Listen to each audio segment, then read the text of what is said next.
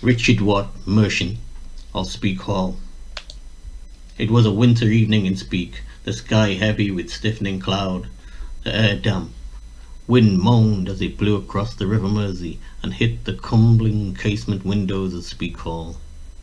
There, inside the drawing room, Richard Watt the First leaned forward in his chair, freshly ferried from Oak Hall with other sticks of furniture. He turned down the sputtering oil lamp on the japanned coffee table and watched the play of shadows across the empty bookcases lining the walls. Then he turned to gaze for a while out of the windows at the oncoming storm, occasionally glancing into the cold grate of the library's iron fireplace. He sighed. Richard Watt was resting, and by instruction rather than choice. The doctor even now was fussing around him as he sat. "You are looking quite the Italian gentleman this evening, Mr. Watt." This much was true. He had chosen for the visit, his first since purchasing the manor, a splendid purple coat of Italian filigree, a deep blue waistcoat trimmed in gold brocade, a crisp linen shirt with white ruffle at the throat, and ruched sleeve collars, the same deep blue in breeches with buckle at knee, the finest Dutch white hose, and extra supple, gleaming black buckle shoes. Atop his head, he retained his favourite chestnut horsehair wig. "I have premonitions, Doctor. If I am to shuffle off my mortal coil, I intend to greet St. Peter in full style, and with all my receipts." The doctor scoffed. "You'll see me off." He worked around the great man, manoeuvring a joint here, patting a limb there, before bending to inspect his patient's swollen foot. "It's India cotton, that hose, the finest." "It is indeed," the doctor concurred, "and so soft to the touch." He had sent for the doctor, having decided he had gone mad to decamp to speak from Oak Hill with hardly a servant to assist. The doctor had arrived post-haste and immediately ordered that a fire be made. Yet Richard Watt was well wrapped, and it was the freezing cold, not heat, that eased his old enemy gout. It had inflamed his joints once more, immobilizing one of his hands completely, and making giant pustules in a foot.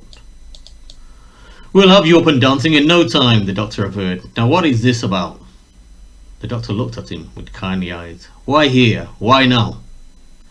Richard Watt kept quiet, and the doctor spoke on in a soft manner calculated to loosen the most recalcitrant of tongues. "All this rushing around, Richard, you will exhaust your considerable powers. Liverpool, nay, England herself, has need of men of your calibre. It is your patriotic duty to recuperate and return swift to the fray of life." "You do not fool me. I am old and gone to seed," replied Richard Watt. "Far from it. You have the lungs of a lusty youth. Breathe in once more." The doctor resumed his infernal tapping of ribs and flesh. Richard Watt submitted grudgingly. Yet the doctor's prattle had pricked a memory in him. "I sailed, you know. In my youthful prime, I was a supercargo. You know of those?" "Pray tell," said the doctor. "In charge of goods on and off a ship, sailing with it from port to port, manifest in hand, keeping eyes on all." "You know shipping like no other, which is no mean feat in this Liverpool," said the doctor. "Crossing seas, all kinds of seas, from somnolent to boiling, and all kinds of cargo. The seas have hidden dangers and sudden pleasures. To catch a fair current and avoid the rocks, the bite of Benin, Cuba, the French privateers, the battles I faced. I rode the waves then, flew up into the bird's nest to sight land, called down to the coxswain, 'Land ho!' A man of action indeed." "You hear the troubles of Toulouse?" said the doctor. "Our fleet is there, Lord Nelson among them." No, a man of commerce I was. Those were my best of times on those ships. Look at me now, a landsman, a clumsy oaf, carting this lost foot." "It will pass, like all other bouts," said the doctor, and the doctor poured a draught into a short glass that he had retrieved from his bag. "Here, this will set about it. Drink it down in one gulp." Richard Watt complied. It tasted foul, but didn't all medicine? His mind returned to his ships and the cargoes they'd carried. "Caveat emptor," I told my nephew. "Let the buyer beware, or empty will be both your pockets and mine." And did he listen? "The sins of youth are infinite," the doctor agreed. He maneuvered around to his patient's other side and pulled out his shirt, the better to press his head to the man's ribcage and listen for rattles. All seemed fine. Next, the eyes. They were curdled, an excess of bile or blood. I see your eyelids sliding. 40 winks, Richard, will do you good. You'll wake up fresh as a daisy. The daisies will know me yet, Richard Watt muttered, but shook the thought off. I feel sound, and yet, Doctor, I get these Lilliputian hallucinations. Tiny goblins running around at my feet, strange, joyless sprites, sometimes cursing, sometimes sneering, plucking at my hose and skin. Small, slight creatures, all set on tormenting me. Set no store by them, said the doctor. They may be a little damage to the brain, either from overexcitement or simply endogenous. Some temporary physical aberration most often causes these things. Richard, you are not going mad. Your brain is an organ like any other. Let it heal. Rest. Here is another tincture. What is it? Laudanum. Expensive? The doctor shrugged. Mix it with a few drops of rum or whiskey if that is your preference. It will help you relax. Let the god of dreams embrace you, Richard, usher you to warmer climes. It was not cold, but a creeping abjection that had stolen into his mind and now sat there squat. He was here in his Liverpudlian manor house only by dint of duty. A man of substance had to have his monuments, he had been told, if he wished for prosperity to smile upon him, for children in future time to say his name with awe. Speke Hall had the requisite grandeur. Of all the manors he had run a finger along, Speke alone had been the right price and span and view. The thrill of water was across there in the threading glimmer of the River Mersey. He told all his captains, board efficiently, check on lit, set sail, tack, then swing out for the Irish Sea, through the Bay of Biscay, and strike for the Atlantic Ocean. There the captain should let his vessel rip. A 14-gun brig in full sail was a sight to behold, skimming fathomless depths, the howl of wood racing on water, the creak of stretching ropes, the joyful song of aching canvas, the deep murmuring of cargo in the hold, the chase of birds above, all this and money to be made at journey's end. For a monkey with an abacus would know that if expenditure outweighed income, the journey would likely be ruinous. The thrill of that chase to profit almost matched the wild ride through crashing waves. Your pulse is racing, Richard.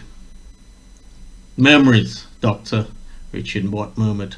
They plague me like flies. The doctor's soft feet finally pattered away. The night had darkened, and beyond the Speke Hall windows there was an impenetrable gloom. The wind had kicked up again, and an assault on the hall began. He heard the crash of tree limbs, the cry of glass panes working loose from the lead fastenings in a torment of shrieking gusts. His mind was thrown back to the tropical storm some decade or more ago. The West Indies knew better than England how to do storms, and two of hurricane force had been sent across Westmoreland, one quick on the heels of the other, the last a terror of magnitude greater even than the French Revolution. He remembered that night on his estate, George's Plain. He had railed as devastation befell them. Banged out trees split and broken, the boiling house toppled over, all cane flattened, the serried ranks of plantain trees uprooted, and the Indian cornfields destroyed. He ran through the estate, finding a mule fallen on a cart track, its legs skyward, the bodies of drowned slaves in piles by the log store, a cane rat tugging at a dead snake, hogsheads strewn all over, split open, the smithy down too, gaping, a Negro woman crying by a molasses barrel, her dead baby in her lap. The boiling house spun out, crushed, its walls reduced to lumber, and a flock of fowl running around the whipping yard. A man menacing an arm, in a daze by a fetlock smashed groaning bullock.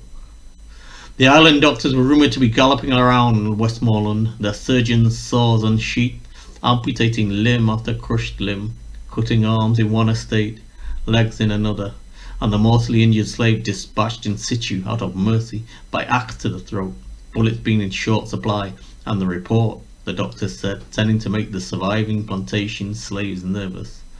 No building on his estate remained upright. A running total of costs was already mounting through Richard Watt's mind. He had been joined by John Arkwright, his chief overseer and faithful friend, and they swept across George's Plain to survey the damage. A year's effort laid to waste, and wages still to pay. Livestock, grain all gone. For the slaves, starvation now beckoned. Without the plantain and corn crops, with the bread cans ruined, it required external relief to feed them, and no such relief was possible. 100 vessels in Kingston docks alone were wrecked. His wig bone blown off, his chemise ripped from his back, Richard Watt urged all hands to save what they could of machine, beast and man. He knew his losses were high, perhaps unrecoverably so, and felt despair. Who would stop to make money from a land as hostile as this? Who would break bone, tear flesh and ruin eyesight, poring over deeds in all the long swelling year of this remorseless unforgiving land? This storm was not a punch to the solar plexus, it was his guts being spilt. There was a sudden pause in the winds, and in a moment of bitter irony, he heard swifts singing in the air, flitting gaily through the madness. And why not, he thought bitterly. This was good for them. Seeds strewn everywhere, grain stores burst open, ready to be plucked by bird and beast alike. Hobbes' words were never truer. Life was nasty, brutish and short. When man takes on nature, there was only ever one winner. He feared he was looking at his utter ruin. "Come away, man, come away, you have done all you can," Arkwright implored. "The losses," Watt muttered, "the losses. We are staring ruin in the face." "Get this on," he has no further use of it, "and this." Arkwright had tugged off a jacket and shirt from a man falling into a ditch with a poleaxe through his face, his brains built across it. "Is it not unseemly thus to—" "Shush! You'll die of fever otherwise, and he has no further need. Now let us find shelter and fast. I fear these winds are not yet done." Braced together, the two men set off across debris-strewn fields to find sanctuary. They stumbled upon a track that led to a hollow. A double line of deep-rooted stiff trees broke the wind at the hollow start, and beyond those trees, the lights of an inn beckoned. "Let us put up at this tavern," Arkwright shouted across, even though his companion was right beside him. "But I am without wig, and this is not my jacket. Nobody will recognize me." "Is it not good once in a while to travel incognito, Richard?" "I curse your Latin," Richard Watt replied, but he followed. They found the inn, full of commotion. The wounded and the dying all strewn across its table, and a rough drinking clientele wedged in there too. Anarchy was in the air. Richard Watt backed away. "This looks more a Port Royal bar than a Kingston gentleman's club." Step on, the beer's as wet." The two had tankards filled and found a corner of a table to gather their wits and strength. It was the first time Richard Watt had been in a low tavern in Westmoreland. He watched and listened with wonder to the parade of venality and importunity. It was the world of his youth, a world long forgotten, and his eyebrows darted up and down at the goings-on. After a while, he picked up on the conversation at his elbow between two well-oiled rogues, and was piqued by its theme, the goodness or otherwise of Westmoreland planter Richard Watt, no less.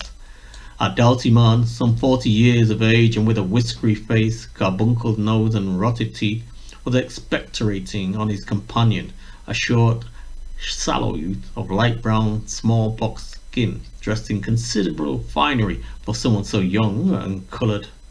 Manumitted, Watt assumed, and wanting everyone to know. "What?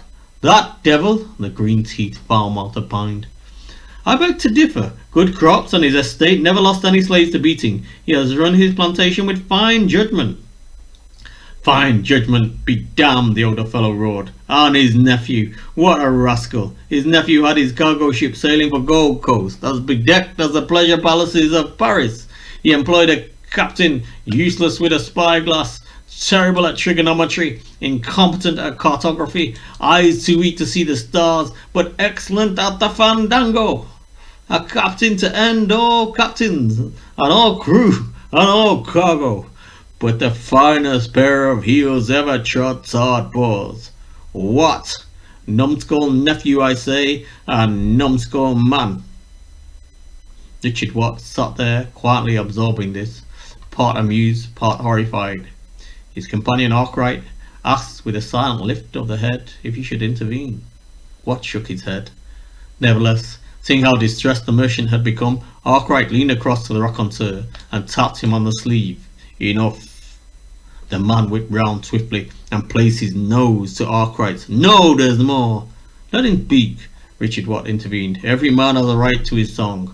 And speak I shall. The teller looked around, his lower jaw jutting out, daring anyone to stop him. Yet nobody beyond his table paid him any mind. All had matters of more import to be concerned with than the ramblings of a tavern seat blocker. The speaker returned to his theme. That nephew, I was on the ship, it cannot be denied. He recruited double crew, and each crew on double rations. In Bonny, he took on 2 Nile crocodiles, placed them in the hold. The crocs ate 3 slaves a week, and all the length of the voyage the ship lurched from port to starboard as the slaves ran out the crocs' way. The hull, when the ship finally docked at Kingston Port, was awash with blood, half the slaves bleeding or gobbled to death, but 2 fat, healthy crocs proudly delivered. What a nephew! Factor that, Richard Watt. Cheers to the hurricane. However high a man rises, yet God may bring him low. Arkwright leaned across, and this time gripped the sleeve of the man's shirt. Enough. Desist. He is in his cups, he forgets himself, his youthful companion said in his friend's defence. The storyteller, unperturbed, indeed rather enjoying the filths of the 2 anxious strangers, bellowed out the beginnings of a new episode. He had his Sambo sweetheart. What? Whither? Wherefore? Wait! Who would guess he had his Sambo sweetheart? Oh no! This time it was Richard Watt himself who interrupted, lurching across at the man who swung him expertly away. Again, the man's young companion tried to calm the situation, placing a placating hand on Richard Watt's shoulder. My friend Jim here is lush and frisky. Pay him no mind. Set a watch on him, he will shortly be kissing the floor.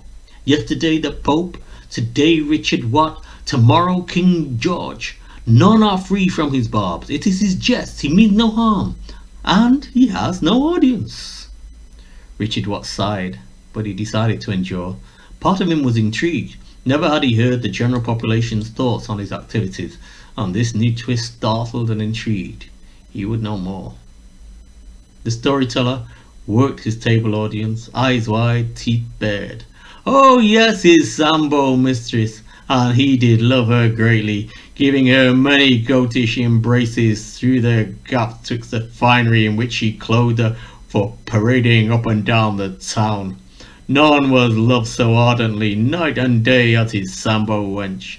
So enwrapped was he by this fragrant negro lady, he took his swelling mistress to England, there to give birth to his son, who is being educated even now, at Eton no less. Arkwright stood.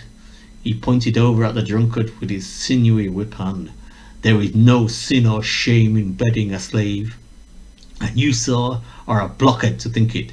She went away with him on the Betty, that is all. Say more, and I will ram this fist through your rotten teeth.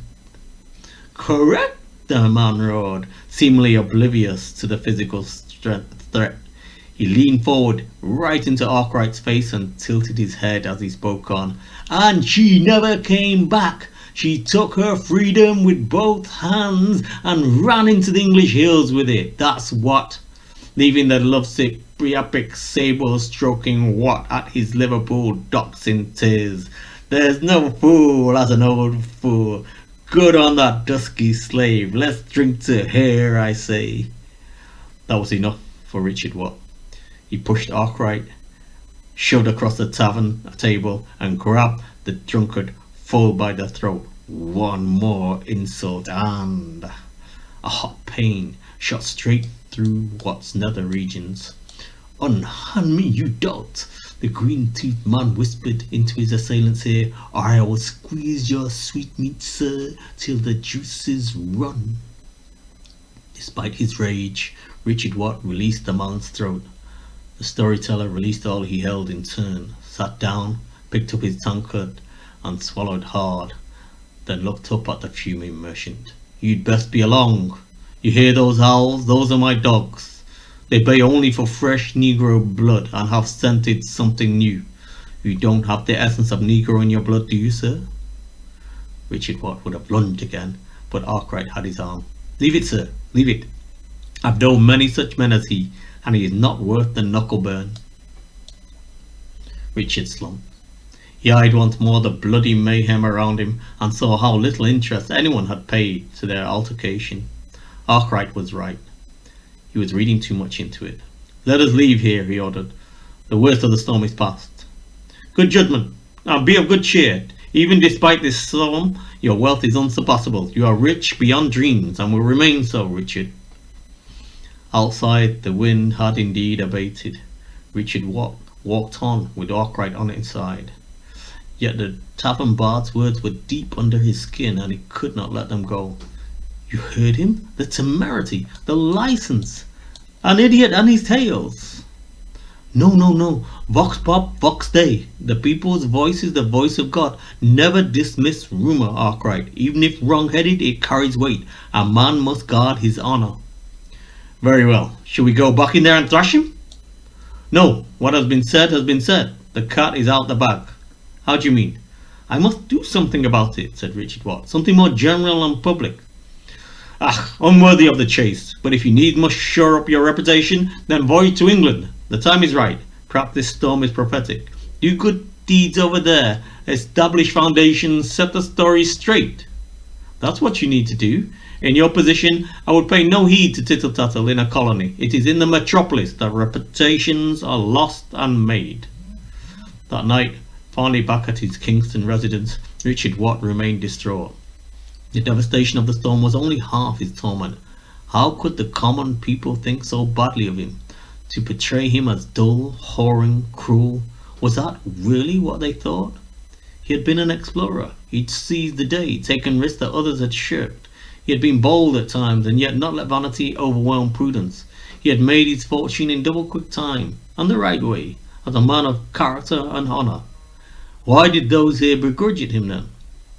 As a man's handshake was his bond, so his reputation was his calling card. It went with him everywhere. In the small hours of that day, Richard Watt resolved to quit Jamaica. He would shift to England, as Arkwright had recommended. There, he would deal with his errant nephew once and for all, take back the reins of commerce, and do good works. You are sweating, Richard. I think it is the fever. Slowly, Richard Watt came to. It was the doctor, loosening his shirt. He was in Speke Hall. It was 1795, winter. A coal fire was burning, and hot coals bickered in the grate.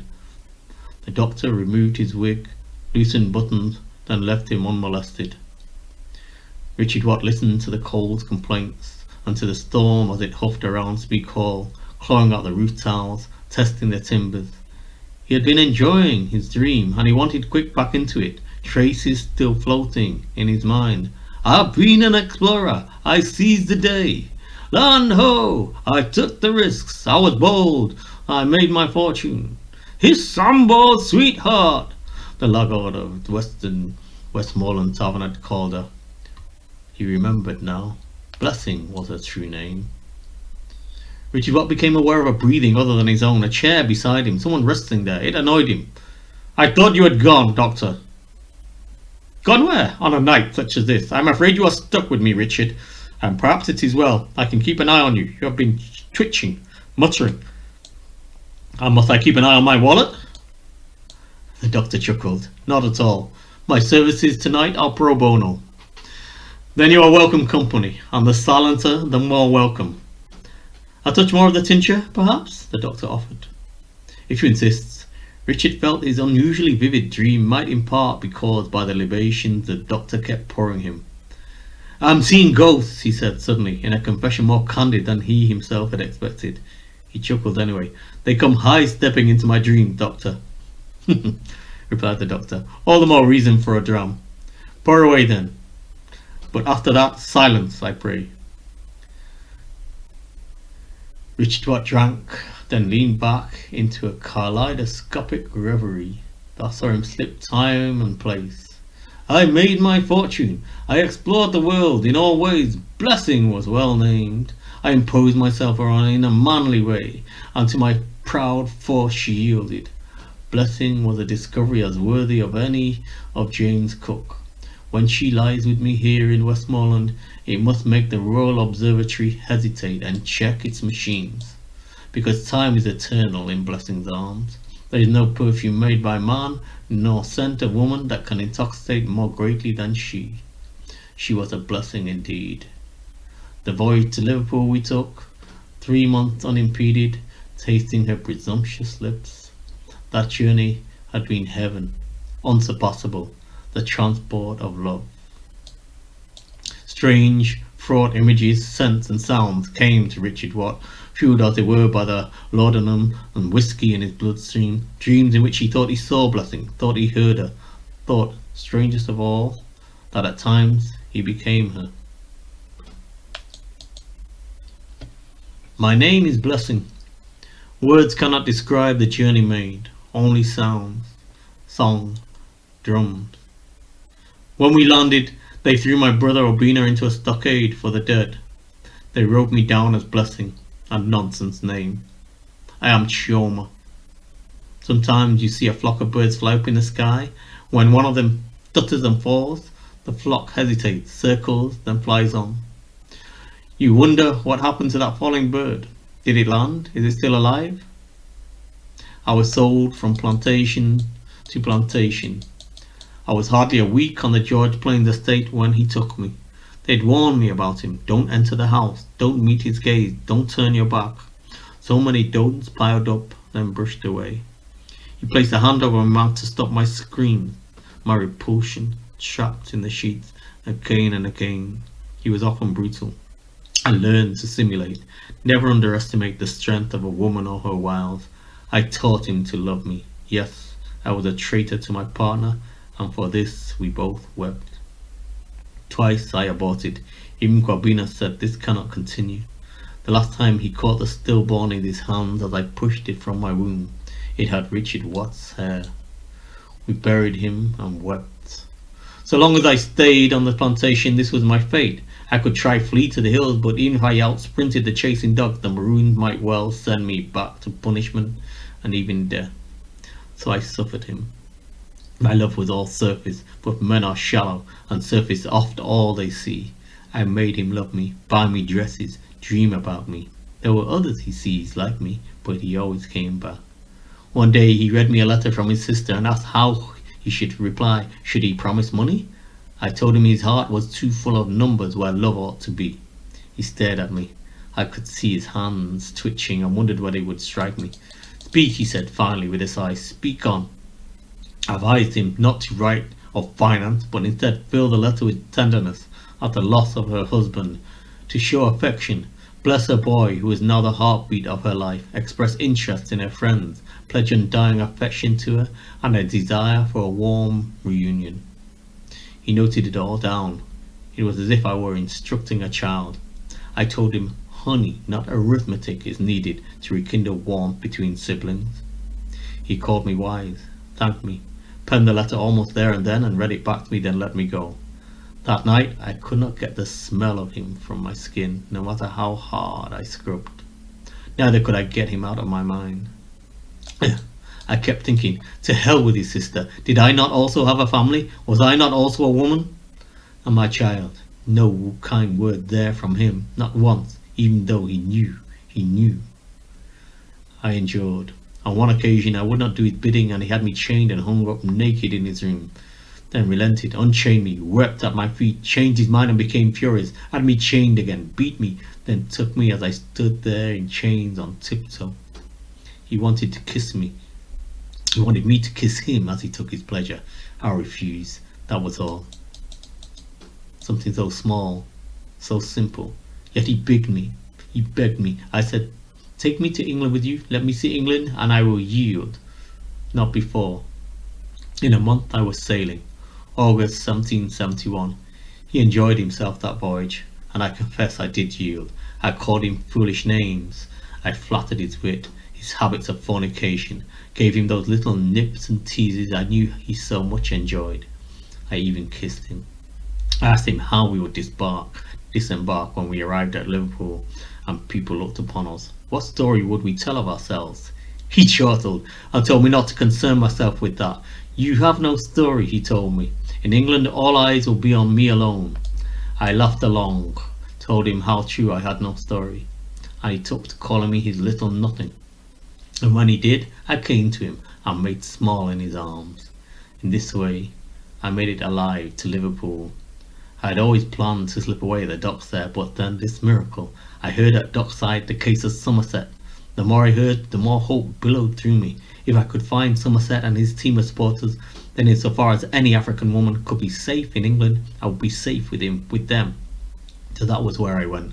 I fled from the Liverpool dock almost as soon as my feet touched land, and through all Richard Watt's hue and cry, his wanted posters, his spies, his reward notices promising huge sums for my recapture, I laid low. Eventually the judgment of Lord Mansfield was given and published and was in our favour. No one who steps on the shores of England can be a slave, none. I bore Richard Watt's child, and I raise her now while lying low. This is my story, that no one must know, and no one should seek to tell. As with his sister, my child is my heartbeat, and protecting her is my life's work. They say Richard Watt has no child.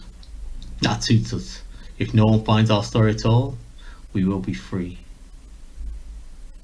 The coals were burning still at Speak Hall. Richard Watt slept on as rain lashed the windows. His vision turned back to the Westmoreland storm, the drunken tale in the tavern, the sudden lassitude he'd felt over his Jamaica endeavours. He had cut loose, abandoned the cursed isle, packed and shipped himself to Liverpool, Arkwright at his side, to restore his health, sort out his nephew and his financial affairs, and restore any damage to his reputation.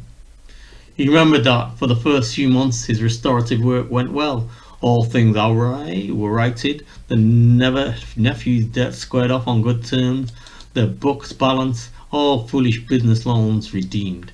As spring had begun to return to his step, Liverpool once more knew the mettle of Richard Watt. Arkwright visited him one blustery evening, threw a bundle of rags at him in his jocular way, and bade him come with him, incognito once more, for, Arkwright claimed, he would enjoy the chance discovery that he, Arkwright, had made. Richard Watt swapped into the bundle of clothes Arkwright had brought him, a plain cotton shirt and the faded breeches of an old tar. Then Arkwright steered him, wigless, along several merchants' streets, then off a harbour road and up some smart stone stairs into a popular drinking club. Sit, Arkwright ordered, and went to the bar to arrange drinks to be brought. As he went to the bar, Arkwright nudged the man leaning back on the next table. The man looked up, and a knowing glance was exchanged between the two, though nothing was said. Arkwright returned to Richard Watt, and shortly after they were served with 2 tankards of beer. Sup and listen this way, Arkwright said, indicating with a discreet thumb the direction of the adjacent table. The man leaning back at the next table had a clear complexion, well-combed glossy black hair, and a bass voice that was worthy of an opera singer. That voice now boomed out. Yes, but among the finest, I say, the finest of merchants ever lived is Liverpool's own, the noble Richard Watt. Arkwright nudged his merchant friend and winked. Hear that? Then he turned to the stranger. Why say you that? He called out. Merchants are 2 a penny in this city. The smooth-faced man addressed Arkwright. I'm only a man of the people, but I can say this. Richard Watt is preeminent for his hard-working attitude, his brave pioneering voyages, his judicious choice of investments, and his voluminous learning. In all aspects of his life he has been generous, firm but fair, and his continence in matters physical as much as financial, his restraint and dedication to service to others are without parallel. He is Liverpool's Dick Whittington, a poor boy who came to this town, began as a lowly driver of horse and chaise, and made his fortune with hard work and a sunny disposition. Mark my words, history will say, there went a man. Here, here, let's drink to Richard Watt, one of his 3 table companions called out. More drinks, more drinks. Should we join them? Arkwright asked his old companion with a nudge and a wink. Perhaps we can learn more of this incredible man. Richard Watt smiled and accepted, and in this moment he loved his friend more than he had ever loved a man before. He had, of course, already seen through the artifice. He had caught the nod between the two conspirators earlier, and there was something stilted in the teller's voice, as if trying hard to remember a script he'd been supplied. It was why the teller drew no crowds. A true storyteller, an honest liar, always attracted a natural audience. Richard Watts saw through it, and he felt a glow of pride in this. Yet his good friend was well-meaning, he knew, and he was loath to disrupt the charade that he imagined had taken some considerable effort to set up. So he joined them. At length, he interrupted the panegyrics. "Does anybody else tell stories of Richard Watt?" he asked the table in general. "None but me," boasted the teller. "Ah, actually, there is one at the docks from time to time." A fresh voice. Watt felt the thud as Arkwright kicked out on the table and saw the new speaker grimace, but the man was inebriated and spoke on regardless. "Yes, he does not so much tell stories as pretend to be Watt himself, dressed in a disguise of rags. He tells good stories, from what I've told." "Can you repeat them here?" Richard Watt asked. "Alas, no," the man confessed. I have only heard rumour of them. I have not actually heard these stories firsthand. He is not hard to find, though. They say every Saturday as dusk takes hold, he's there at the docks." A few more drinks were had, and the session ended. Arkwright strolled back to Watt's residence.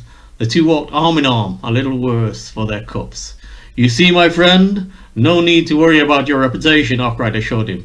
"You're famous in Liverpool, and for all the right reasons. The only thing you need now is a monument. Then your fame shall be eternal." Watt stopped. He took hold of Arkwright's head in both hands and kissed his cheeks. "You are a good man," he told him, "and I am ever grateful. You have a heart as wide as an ocean. Now go rest a bit." The two men parted. Yet the night was not over for Richard Watt. He followed the scent of the sea to the docks. He wandered up and down there. If his feet occasionally stumbled, his mind was clear. He was determined to find his impersonator. He did not have to search hard. A small crowd had gathered at the number 2 wharf around a colourful man who wore a hat tricked up with a wooden image of a sailing ship and a necklet that held large, linked, shining gold coins. A set of leg manacles rested to his left on the cobbles, and 5 fake Onadu manillas were heaped in a pile to his right. In front of him sat assorted sailors, corpers, townfolk and rabble. Richard Watt joined them, sitting unostentatiously within the crowd. Yet it seemed he had arrived a moment too late, because the storyteller suddenly exclaimed, "That's it! And as these scars upon my chest are my witness, I am Richard Watt, and that's my story done, and so help me God, all of it's true." People rose, chuckling. Some tossed coins into a small tin, an action which the man rewarded every time with a deep grin. Soon the crowd had dispersed, and Richard Watt found himself alone with his doppelganger. "You're Richard Watt, am I right?" the man said, after having checked with a swift all-round glance that they were alone. "How did you know?" Richard Watt replied, startled. "It is my job to know. We have a certain likeness, would not you say?" Richard Watt looked over the man's face, his shape, his height. They were no more alike than apple and grapefruit. He shrugged the question off. "You make a living from telling my story?" "And why not?" "I don't object, but let me provide some further details for you to add."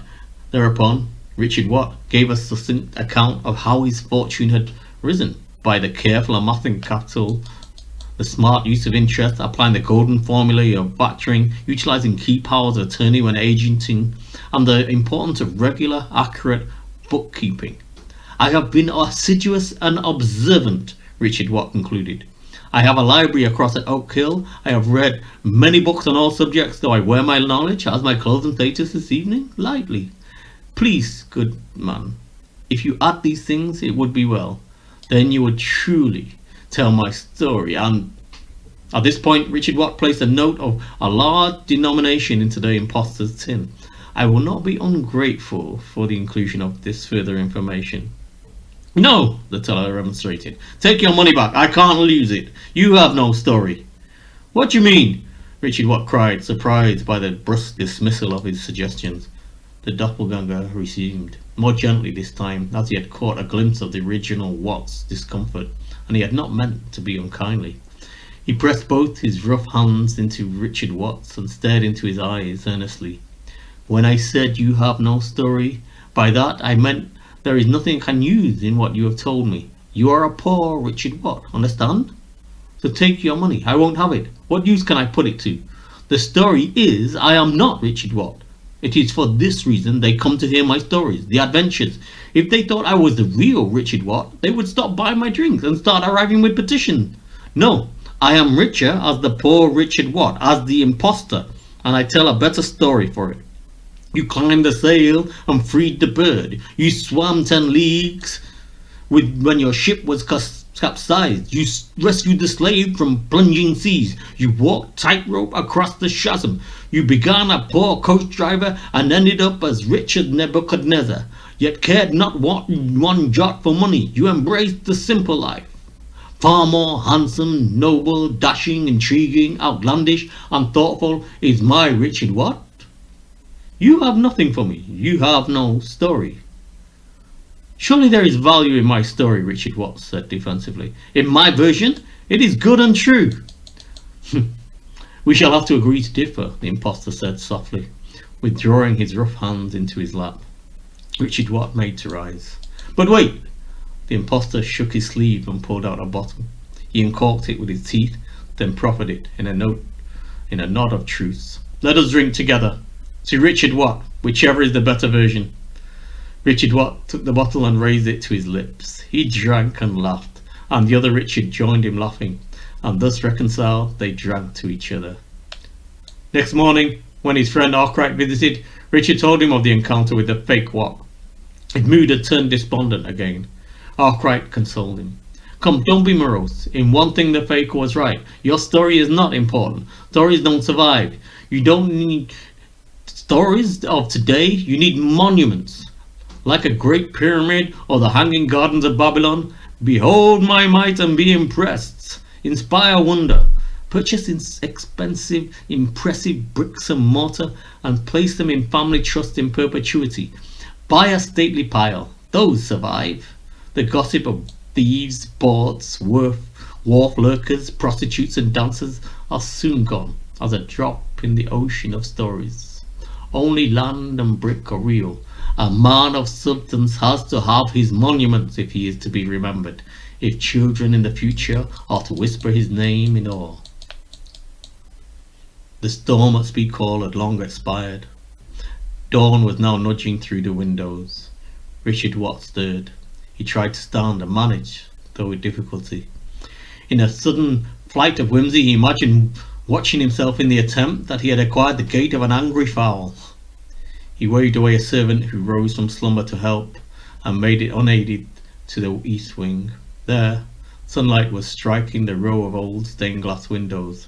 There were several in a row, their heraldic tints shining down the proud history of prior owners of the hall. He would have his own glass up there too, Richard Watt thought, added to the series, and so ensure this manor told his story. Yes, Speke Hall would be his monument. He had no delusions. He was too old for them. He would never be remembered as the great Ramses I or II, but he could certainly be remembered as Richard Watt I, merchant of Speke Hall.